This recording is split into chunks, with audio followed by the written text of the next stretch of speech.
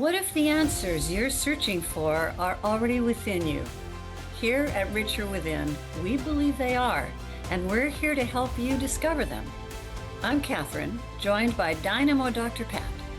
Together, we blend science and spirituality to guide you in reconnecting with your inner wisdom and unique magnificence. Tune in for inspiring stories and practical strategies to boost clarity, embrace your worth, and spark meaningful change. Ready to unlock your inner wealth? Start your transformation now.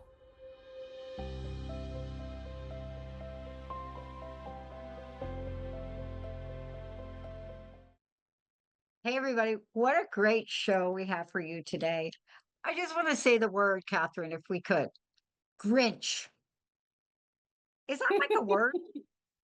It is now and has been since 1957 at least. There's so many emotions we get from different words. We get ideas about who we are, what we do. But here's the compelling question for today for the people listening.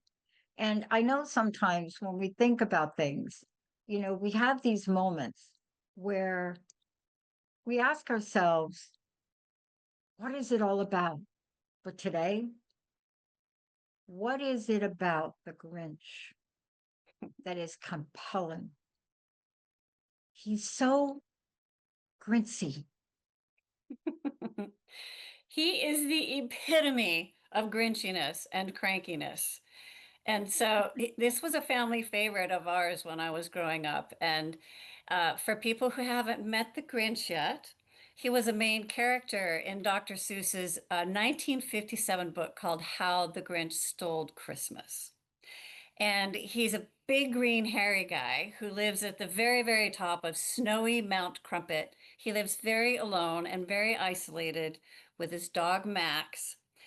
And 10,000 feet below him in the valley is this beautiful village called Whoville.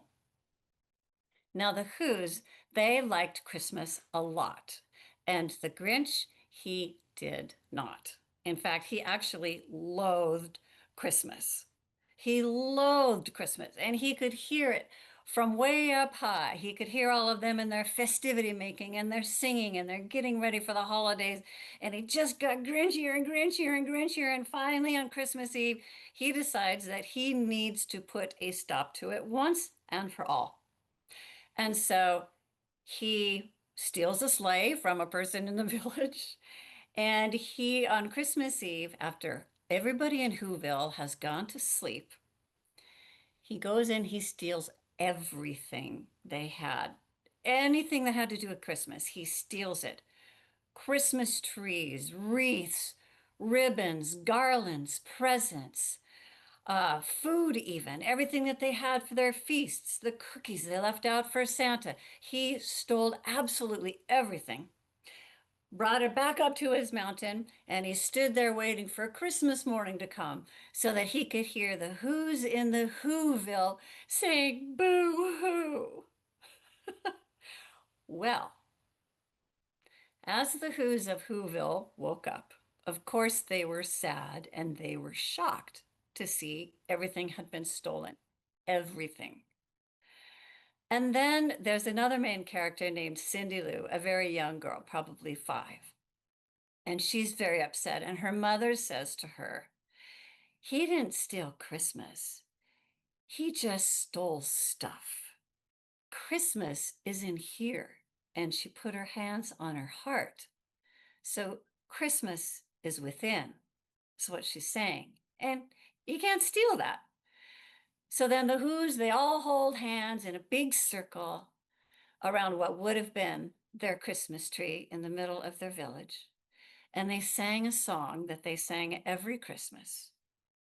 And I'd like to read the words of that song to everyone here.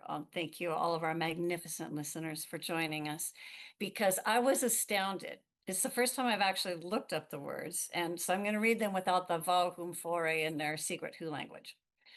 And the words go like this. Welcome Christmas, come this way. Welcome Christmas, Christmas Day. Christmas Day is in our grasp, so long as we have hands to clasp. Welcome Christmas, bring your cheer. Welcome all who's far and near. Christmas Day will always be just so long as we have we. Welcome Christmas, bring your light. Welcome Christmas while we stand heart to heart and hand to hand. So, what universal, timeless, powerful messages on the spirit of Christmas? First, we have that it's in our grasp as long as we have hands to clasp and as long as we have we. So, this is about the importance of family, of friends, of community, of coming together, and about doing this with physical presence. The physical presence. You know, the US Surgeon General declared the issue of loneliness in this country an epidemic in Yeah, the spring, an epidemic in the yeah. spring of 2023. And then follow-up research showed that 73% of those surveyed felt that technology was a major contributor to loneliness. So this in-person gathering is so important. So we have this message, and then we have the message of welcoming all who's far and near. Everyone is welcome. This is about inclusion. It's about belonging. They're not saying others, they're saying who's. Who's everywhere are welcome. And they welcome everyone to bring your light. So this is about bringing our unique and magnificent light to Christmas and wherever we are, bringing the light that is within us. And I mean, Christmas literally brings light as well because it always falls right around the solstice when the earth begins its tilt towards the sun. And so it's about bringing light. It's about light. And then while we stand heart to heart, well, what's loved when everything else is stripped away? What's left is love. Love is Christmas. Mm. And then the whole thing about them coming together, when we combine that light and that love, like the Who's of Whoville, we can create a very powerful energy that travels farther and deeper than we can even imagine. I love the way you did that. I'm sitting here. Oh my God, am I going to cry? Wow. I think you should just continue because that's one of the most powerful messages to receive in the world right now. And the numbers don't really get at the depth of loneliness that is people are experiencing right now. But to see it through you and your eyes and your heart and your passion, and to take a story that has touched so many lives so long ago and even today to become so relevant. If the Grinch could reach the light, then I would imagine you're going to help us and show us how we can help others reach the light, right? Yes, absolutely. Because that is what transformed the Grinch. So in the original cartoon, when the Who's sing this song, a shining golden orb of light rises in the center of the circle with really light beams going everywhere, and it raises up past Mount Crumpet and up into the heavens.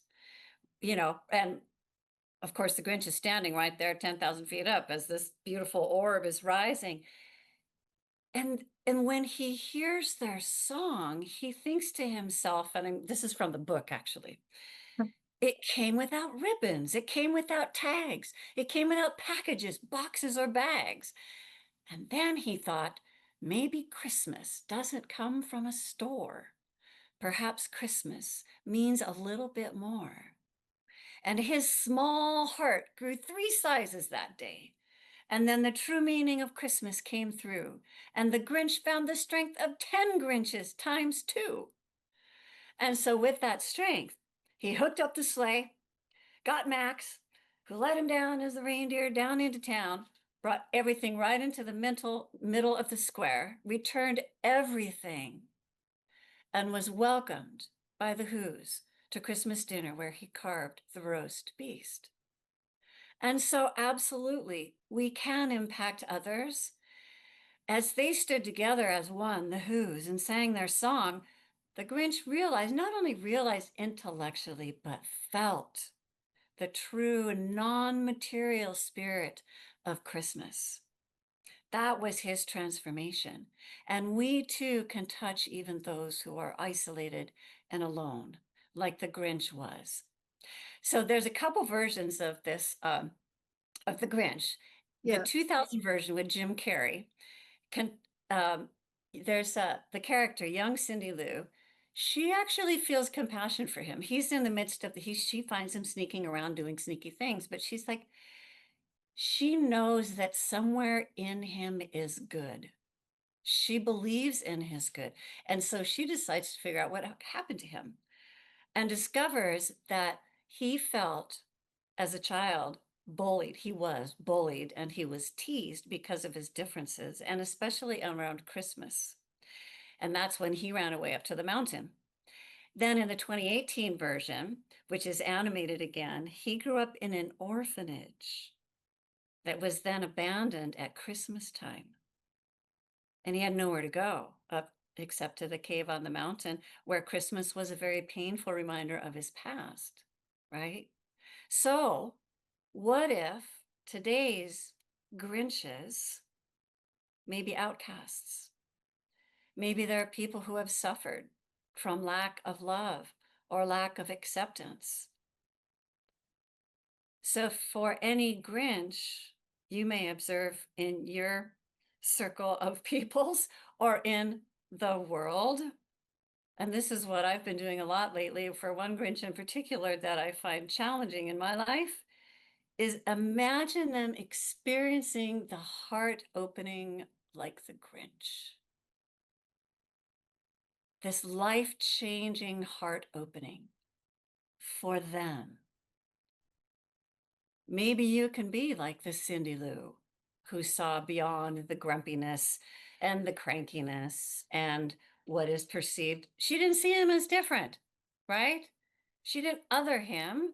She believed that there was something in there that was good and that everyone deserves love and belonging. You know, it's funny because Saturday night I was out looking at holiday lights with a dear friend, and we went to this house where it was an incredible display. Well, the centerpiece was the Grinch, and he was dressed in a Grinch costume. I did not plan this, and it was just amazing. So I got to embrace the Grinch, literally, right? It was so beautiful, and it was just wonderful. And That's so, really about. You see, some of these stories, I love the iterations that come to life as we come to life, generation after generation after generation. But the story and what you're sharing is timeless. it is timeless. And the thing is that we can all get grumpy during the holiday season, right? I can. I don't know about you. And it's actually how the whole story began. And there was a 1957 Red Book magazine interview where the author, Theodore Seuss Geisel, said that on the day after Christmas, he recognized a very Grinchish countenance in the mirror, that something had gone wrong with Christmas, or more likely with me, he said.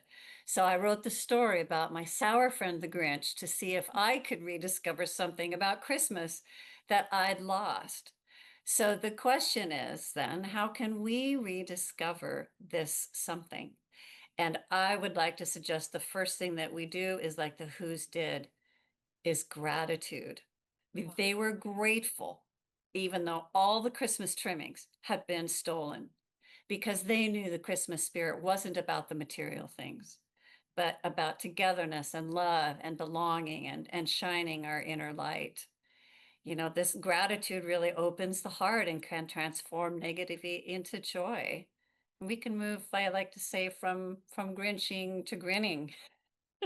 Grateful for what we do have and remembering what really matters, what really matters. Finding people to be with, appreciating people around us, any small act of kindness. I mean, this is anytime. This is not Christmas, right? This is not just Christmas. This is anytime, everywhere we can be that light that is the embodiment of Christmas. And also helping others is a way to bring this spirit forward. So if you know someone who's isolated or is struggling, just reach out to them, call, invite them to join you. My goodness, if they could invite the Grinch to their Christmas dinner after he stole their stuff and then returned it, what can we do, right?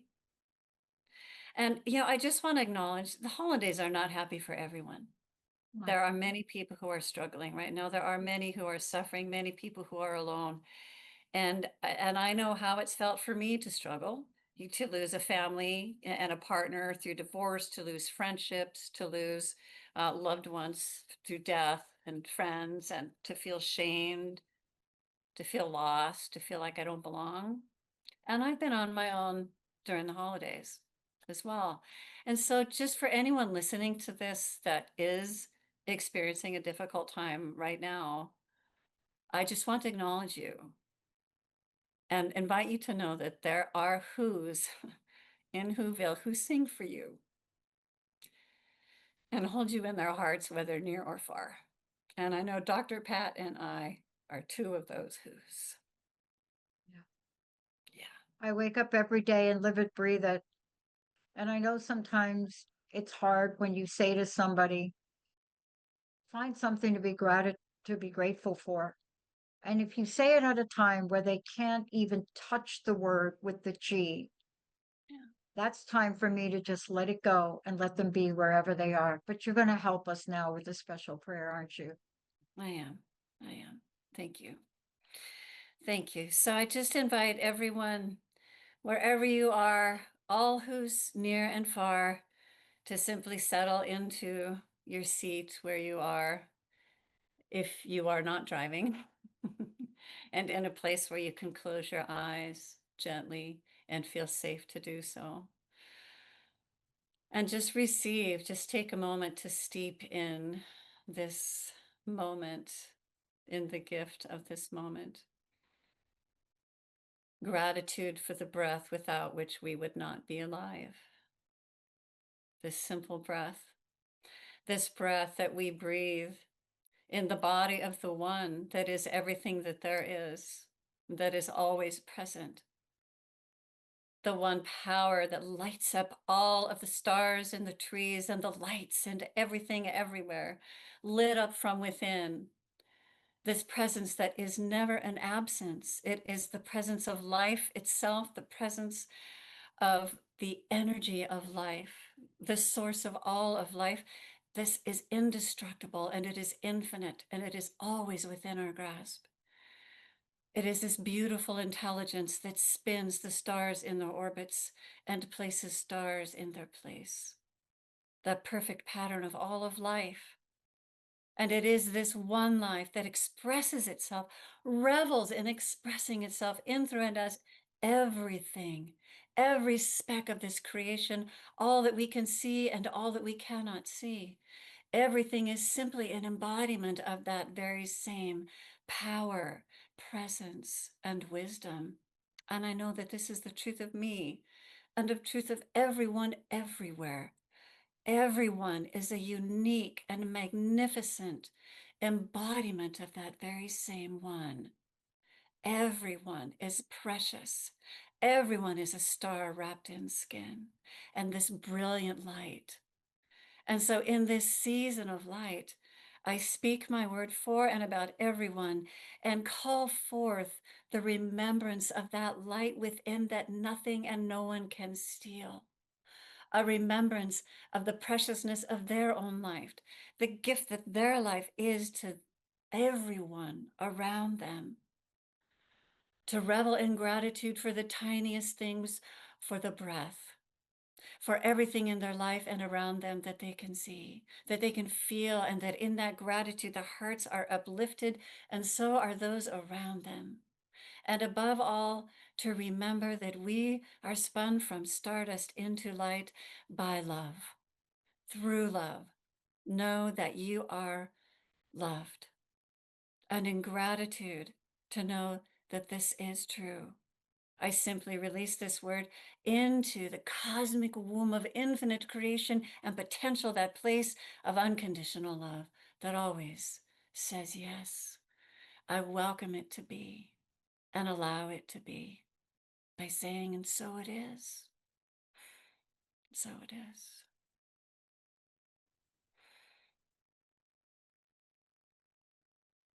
Thank you. You know, it's interesting because I'm sure you get asked and I get asked, how did we come to be? How did we come to be the messenger? And you just said it through your own pain, your own heartache, mine too. But what you just described, the reason you could do this today and the way you did is because you've been there. You've lived it. And then you made a conscious decision to help others, didn't you? Absolutely. It's my joy. It's my honor. I love it. It lights me up. It's what lights me up. Absolutely. I welcome anyone that would like a little assistance. You need a little help shining your light, or even just remembering who you really are, and what really matters. Feel free to reach out to me. You can reach out to me, my email, richerwithin@gmail. Just remember Richer Within, because you are. And that's where you can find me. That's the email address. You can follow me on Instagram. And it is truly my honor and my joy to know that you really are light and you really are loved. We are so precious. And the gift to each other is to remind each other, right? Together. Yeah. Yeah. You know, I made a major decision to move across the country, but you know what was most important about it? Even though I knew it would be a tight timeline, I needed to be here before Christmas. Mm. I wanted to experience it in a way that I hadn't done in years before. And I walked into a space that had been decorated, not traditionally, but beautiful crystal trees and glass and lights. And I flipped a couple of buttons and they all came on. And I just got warm inside. But now, after this show with you, you lit a fire, and I hope people call you, because all we need is a spark of help from another like you did. Kathryn, I can't thank you enough. Thank you. And thank you to our magnificent listeners. You are stars. We are all stars. And I wish everyone a namastar. Namastar. Namaste. Please reach out to Kathryn because this is her heart's journey and passion. And today you got a little bit of it. It doesn't matter where you are. Don't think I'm too far gone. I'm too ashamed. Please, all you have to do is reach out to her and get an experience like today, but get it personally for you. Because bringing that spark back through the work she does, that's the spark that lights the fire for your future. So let the light shine through you. Happy holidays. We'll see you next time. Thank you for investing in yourself by listening to Richer Within with me, Kathryn, and Dr. Pat. Continue this journey with us every third Monday at 11 a.m. Pacific on Transformation Talk Radio. Feeling inspired? Visit richerwithin.com to explore one-on-one sessions, speaking engagements, and supportive services with me. Together, let's co-create a world that uplifts everyone through deeper living and conscious presence. Until next time, and always, align with your inner wealth of wisdom. Wow.